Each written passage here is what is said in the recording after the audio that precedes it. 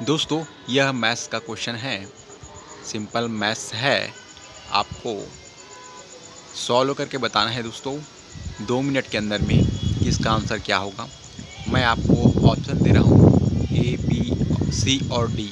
आपको सॉल्व करके बताना है कि इन चारों में से आपका आंसर कौन सा है।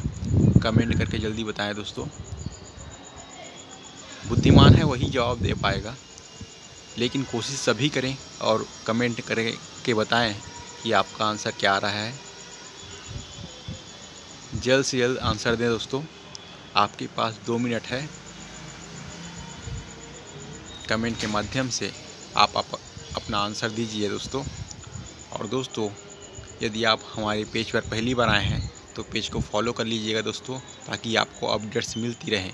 और वीडियो अच्छी लगे दोस्तों तो वीडियो को शेयर और लाइक करना ना भूलें।